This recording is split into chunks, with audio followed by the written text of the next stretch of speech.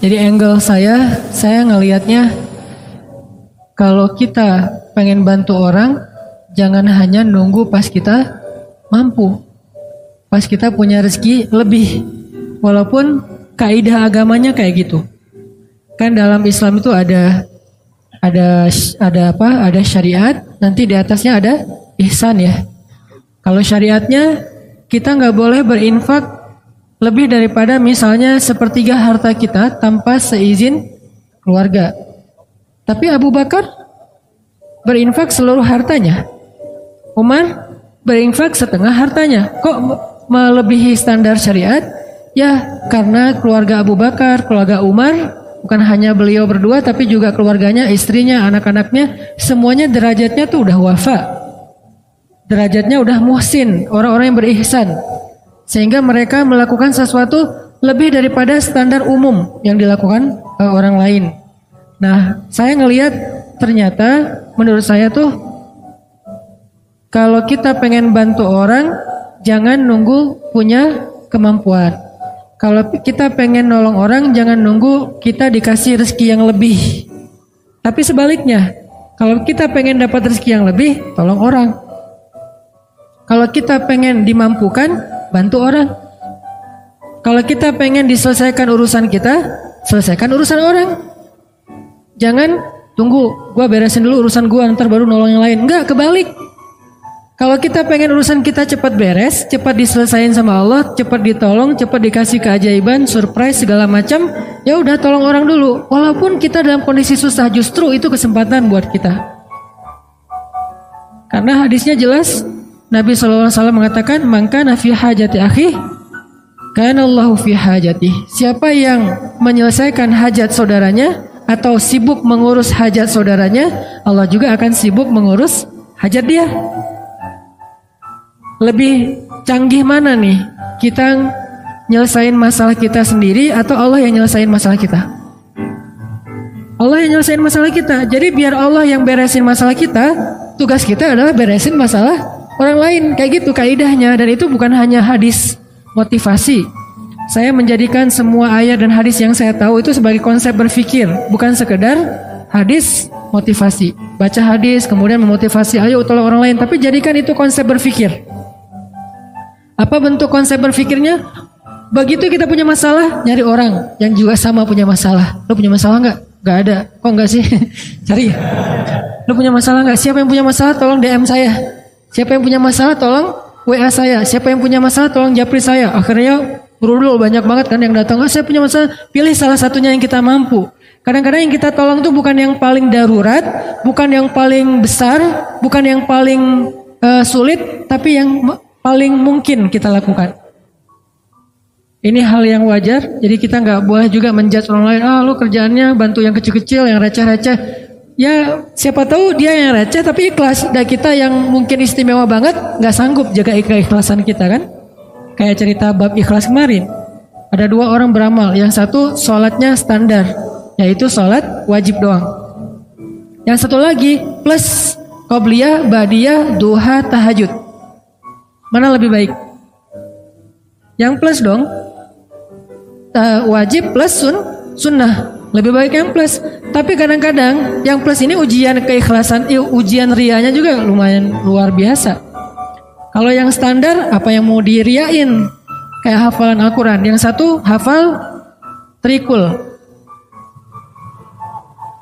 Yang satu lagi hafalnya Al-Baqarah, Ali Imran, An-Nisa, Al-Maidah. Wah, setengah Al-Quran, 15 juz. Mana yang lebih utama? Pastinya yang lebih banyak hafalan. Tapi paling banyak hafalan justru ujian rianya lebih berat, lebih besar. Kalau dia baca Quran di dalam sholat, pasti dia akan diuji oleh setan, yuwaswis.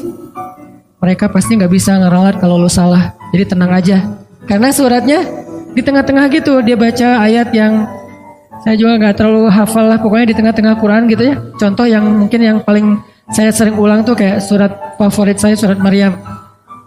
Wadhkur fil kitabi Maryam idin tabadat min ahliha. Di belakang tetap diam. Idin tabadat min ahliha. diam aja di belakang. Kenapa? Nggak hafal. Sama nih. Kan agak-agak yuaswis tuh. Tuh kan bener. Susah emang surat itu, yang lain nggak pada hafal. Jadi biasa aja kali gitu. Dan makmum ini macam-macam karakternya. Dan jadi ada karakter imam, ada karakter makmum. Imam kadang-kadang kayak gitu, caper gitu kan, baca ayat susah-susah, udah gitu mentok Al-Ikhlas. Idza tabadat min ahad. Qul huwallahu ahad. Imam. Makmum ada juga yang unik. Uniknya apa? Giliran ayatnya dia nggak hafal, diam. Giliran ayatnya yang semua hafal, semuanya benerin. Ayatnya misalnya standar lah ya.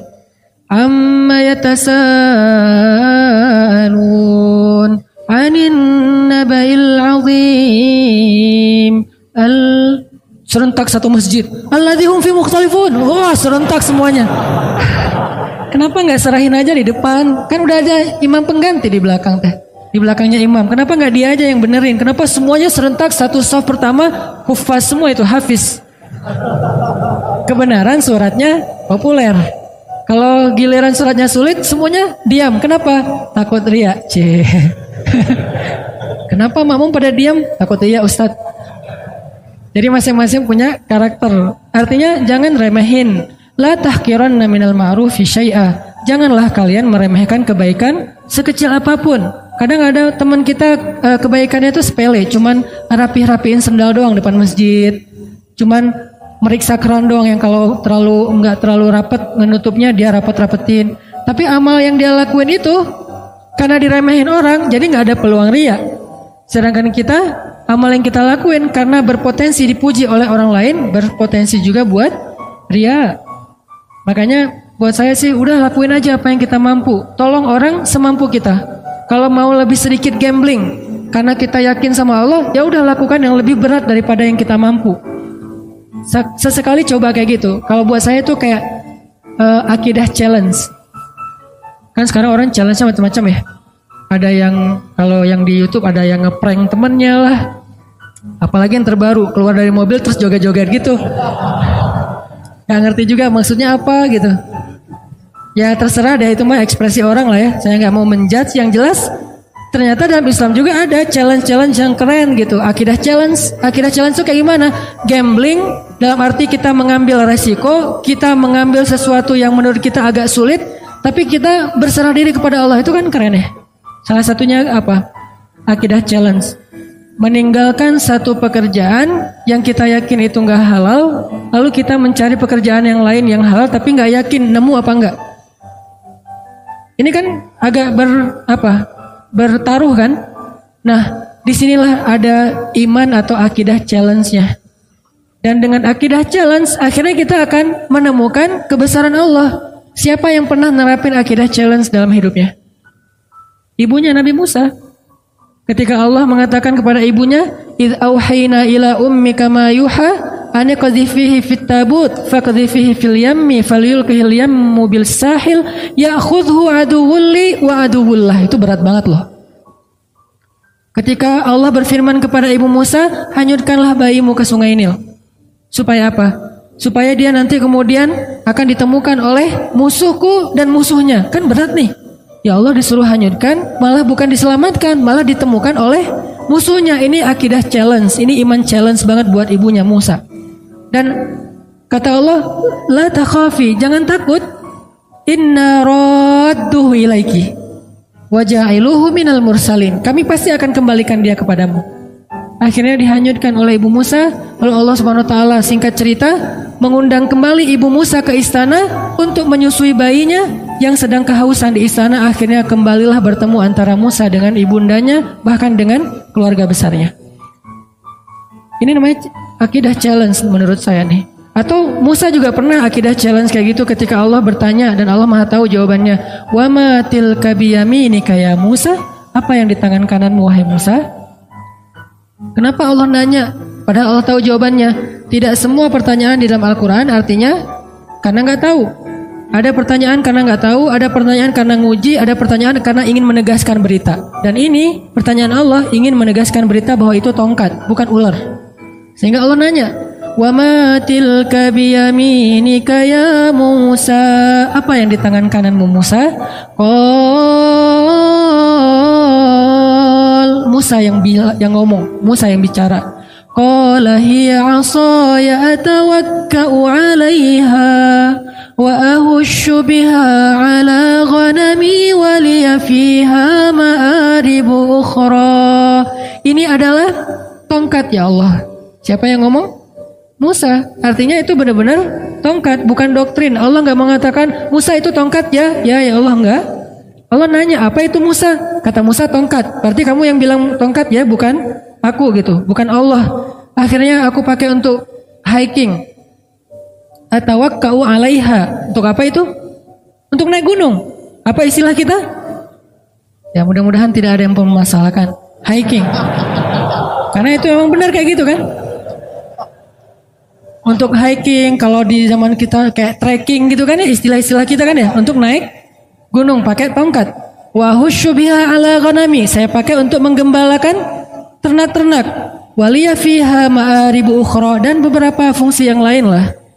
Terus kata Allah, alqiha ya Musa. Coba kamu lempar wahai Musa. Fa'alqaha fa idza hiya hayyatun tas'a. Lalu tiba-tiba ketika Musa melemparnya, dia menjadi ular yang merayap-rayap. Kemudian Allah kasih challenge buat Musa. Apa challenge-nya? Khuzha. Coba kamu ambil Musa. Ini challenge buat Musa. Biar Musa makin yakin sama Allah. Dikasih ujian dulu. Khuzha la takhaf sanu'iduha siratahal ula. Gak usah khawatir. Berarti Musa khawatir. Karena Musa ngeliat, aduh ini ular dalam hidup Musa. Musa belum pernah megang ular. Sekarang disuruh pegang ular sama Allah. Khuzha. Pegang ular. Dan ini bukan ular biasa yang ditemukan di hutan. Ular bahasa kita jadi-jadian. Kan lebih ngeri ya. Kalau ular biasa, kita juga jarang megang, nggak pernah megang, malah kecuali di kebun binatang. Itu juga dampingin pawangnya. Ya nggak masalah nih, nggak masalah. Oh ya udah. Begitu dia agak-agak ularnya iseng dikit, Pak, ini kenapa nih, heboh gitu, panik gitu, agak-agak norak gitu kan ya. Megang ular di kebun binatang norak, gimana di hutan gitu. Jadi jangan meremehkan Musa yang khawatir. Kenapa Musa khawatir? Wajar. Pertama, itu ular liar yang bukan di kebun binatang, nggak ada pawangnya. Kedua, itu ular bukan dari semak-semak, dari tongkat. Kan aneh. Kalau dari semak-semak, ular biasa mungkin Musa nggak takut karena Musa seorang laki-laki yang perkasa. Tapi ini ular dari tongkat. Jadi kalau kita mau pakai nalar, kenapa Musa takut sama ular gituan doang? Karena ularnya bukan ular yang biasa, tapi ular yang berubah dari tongkat. Jadi kayak jadi-jadian gitu. Waduh, ini ular dari tongkat jadi ular. Gimana megangnya ntar kalau ada apa-apa gimana? Musa khawatir. Kata Allah, la takhaf. Jangan khawatir. Sanu'iduha siratahal ula. Ntar kami balikin lagi kepada bentuk aslinya. Ini akidah challenge buat Musa. Kalau bahasa teman-teman yang ngajinya mungkin lebih lebih dalam, istilahnya rububiyah, uluhiyah, asma, sifat dan seterusnya. Kita menerjemahkan, bukan mengubah istilah, akidah challenge. Dipegang sama Musa dikit, langsung berubah lagi menjadi tongkat. Maka bertambahlah iman Musa. Bertambahlah, arti bertambah iman apa? Bertambah percaya sama Allah, bertambah yakin sama Allah. Nanti kalau dikasih challenge yang lain, udah sanggup. Challenge berikutnya apa? Challenge berikutnya adalah idhab ila Fir'aun innahu tagha. Pergilah kepada Fir'aun, dia itu jahat banget. Itulah challenge yang lebih berat daripada megang ular. Tapi Allah kasih challenge yang kecil dulu biar Musanya makin yakin. Ini artinya teman-teman, kadang-kadang ketika kita ngambil sebuah pilihan yang sulit, kita agak sedikit gambling dalam hidup kita, tapi bersandar kepada perintah Allah, larangan Allah, kehendak Allah, apa yang Allah mau, syariat Allah. Di situ kita belajar iman, termasuk nolong orang lain. Sehingga kata Nabi, man kana fi hajati akhi kana Allahu fi hajati. Siapa yang sibuk ngurus hajat saudaranya, Allah juga akan sibuk ngurus hajat dia. Termasuk nanti banyak sekali hadis-hadis yang lain yang senada atau semakna dengan ini. Ini artinya angle-nya buat saya, kalau kita punya masalah, tolong orang yang punya masalah, baru Allah tolong kita. Kalau kita pengen ditambahin rezeki, tolong orang dalam menyelesaikan masalah keuangan dia atau harta dan seterusnya. Jadi bekerjalah kepada Allah. Paling gampang tuh nyari kerja ke Allah loh. Nyari kerja ke perusahaan belum tentu diterima. Kalau ke Allah diterima nggak? pasti diterima. Allah nggak pernah nolak. Orang yang pengen bekerja kepada Allah, artinya pengen beramal, Allah nggak pernah nolak. Kenapa saya mengistilahkan bekerja? Dan Allah juga mengistilahkannya kayak gitu, berdagang. Ya ayyuhalladzina amanu hal adullukum ala tijarah.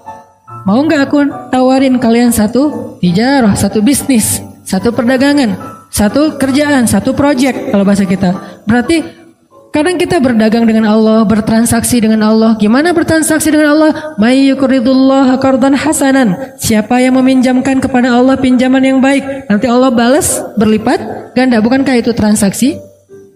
Baik, jual beli yang tidak akan mungkin rugi. Banyak lagi ayat-ayat yang lain yang bahasa analoginya adalah bahasa dagang atau bisnis. Jadi kalau mau dapat kerjaan yang paling gampang, tapi bayarannya itu bukan UMR, berapa ribu kali lipat UMR, dan kerjanya itu mulia banget. Kita bukan cuma dapat upah, tapi juga kita dapat kehormatan. Bekerjalah kepada Allah. Itu paling luar biasa, gampang banget. Kerjanya apa? Saya nggak punya kapasitas nggak punya kemampuan apa-apa. Saya nggak punya kapasitas, saya nggak punya keahlian. Keahlian yang dibutuhkan itu bukan punya sesuatu, enggak. Apapun yang ada dalam diri kita yang kita bisa lakukan untuk bantu orang lain, itu keahlian. Sekedar apa? Mungkin sekedar repost, sekedar ngajak teman, sekedar, bukankah kita bisa ngelakuin banyak hal untuk bisa membantu orang lain? Kalau kita nggak punya uang, kita nggak usah ngasih uang. Kita ajak orang yang punya uang untuk memberi uang kepada dia. Kita jadi mediator. Bekerjalah kepada Allah, pasti diterima sama Allah. Terus diupahin sama Allah? Ya. Karena dalam bahasa Al-Quran, Allah mengistilahkannya dengan jaza, dengan ajrun. Jaza artinya apa? Balasan. Ajrun, upah, pahala. Sama kan? Balasan, upah, pahala, itu semuanya sama. Berarti kalau kita pengen dapat kerjaan nih, paling gampang kerja aja sama Allah. Jadi udah gak ada lagi pengangguran di muka bumi ini kalau dia yakin kepada Allah. Tinggal kita, ya Allah, saya nih lagi bawa, dalam analogi kita nih, lagi bawa map. Ngapain? Cari kerja. Ke siapa? Ke langit. Caranya? Kita datangin orang miskin. Caranya datangin anak yatim. Caranya datangin orang-orang yang membutuhkan. Kalau zaman Nabi dulu, Rasulullah SAW itu, Khadijah bilang, Rasulullah itu adalah laki-laki yang yang mengayomi anak yatim, orang miskin, orang tua, janda-janda yang ditinggalkan wali-walinya. Nabi yang menafkahi mereka. Sehingga inilah bentuk dari ekspresi syukur kita kepada Allah Subhanahu wa taala. Coba kita ingat dulu, siapa yang bisa saya bantu? Siapa yang bisa? Jadi analoginya adalah cara berpikirnya adalah kalau kita pengen ditolong oleh Allah, tolong orang lain. Kalau kita pengen dikasih rezeki oleh Allah, kasih rezeki untuk orang lain. Dan Allah pasti akan ngasih kita upah lebih gede daripada semua upah yang pernah diberikan oleh manusia. Jadi seorang kurir, jadilah kurir langit. Gimana menjadi kurir langit? Cari orang yang lagi pesen, lagi order rezeki, lagi order bayar hutang, lagi order berobat, kan dia lagi order tuh. Cara ngordernya gimana? Ya angkat kedua tangannya. Ya Allah, saya punya banyak hutang. Ya Allah, anak saya sakit. Ya Allah, ya Allah, ya Allah. Mereka kan lagi order kebaikan kan ke langit. Nah, kadang-kadang Allah mengetuk kita untuk jadi kurir Allah.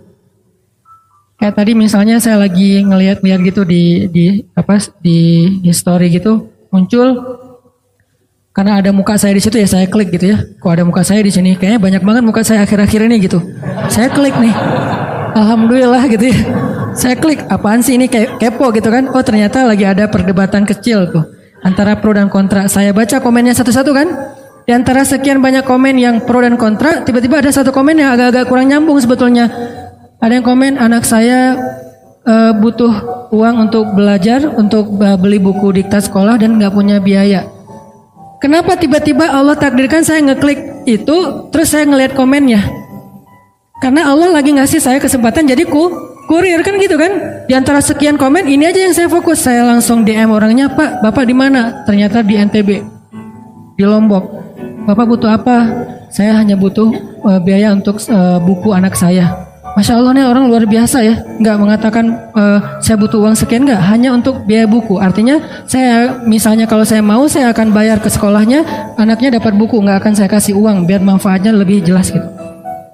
Kecil sih, tapi kan kenapa Allah takdirkan tiba-tiba saya baca postingan itu, saya lihat komen-komennya, mungkin cara Allah ngegelitik saya tuh lewat penasaran, pengen tahu ada kehebohan apa, terus nemu di antara sekian kan banyak tuh, ada ratusan, baca satu-satu, kadang senyum, kadang kayak cemberut gitu, apaan sih nih, apa, satu-satu, ada yang unik nih, nggak nyambung komennya, anak saya butuh biaya sekolah, langsung saya coba DM, dan ini sering terjadi dalam hidup kita teman-teman. Jadi nggak perlu kita cari juga, Allah yang kayak ngorder ke kita, orang tuh ngorder, Allah nge-link kayak sistem startup ya. Jadi kayak social respon gitu, dia ngorder, terus kita kayak driver yang lagi dekat sama lokasi itu tiba-tiba masuk ke kita apa kayak notifnya, udah kita tinggal mau apa enggak ngambilnya nih. Kalau kita pikir, aduh jauh banget nih, kan saya sering mesen mie Aceh ya di Buah Batu, tapi tinggal Cihanjuang, udah diambil ternyata pas tahu Cimahi ditolak lagi, aduh kecewa banget nih ditolak, tapi masih mending lah daripada ditolak mantan masih. Cuman sampai berkali-kali ditolak gara-gara ngordernya di Cimahi, barangnya ada di Buah Batu, kan orangnya males. Padahal insya Allah pasti saya akan ngasih lebih, saya tahu lah jauh banget, kasihan kalau cuman sekian ribu, kadang-kadang cuman 30.000, ya udah digenapin 31.000 misalnya. Ganjil nggak genap. Maksudnya ditambahin lah 1.000 ongkos capek misalnya. Nah ini kadang-kadang kita pikir, aduh jauh banget. Kita mau klik nggak sih? Allah nggak lagi ngirim nih. Ada yang order, terus muncul notif di kita. Ini analogi lewat digital startup kayak gitu. Ada notif ke kita, mau diambil nggak nih? Begitu kita klik, kita ambil, maka Allah Subhanahu Wa Taala langsung transfer balasannya, upahnya, pahalanya ke saldo kita. Dan Allah kalau transfer biaya kurirnya itu lebih gede daripada semua biaya kurir yang pernah ada di muka bumi. Gede banget Allah ngasihnya. Kan berarti gampang kan cari kerjaan? Cari aja kerja ke langit. Dan Allah sering banget ngasih notif ke kita, tinggal kita ambil apa enggak. Nah ini artinya ternyata cara kita pengen kaya, pengen sukses, pengen bahagia, pengen ditolong tuh bukan nunggu beres urusan kita baru nolong orang lain, tapi nolong orang lain supaya beres urusan kita.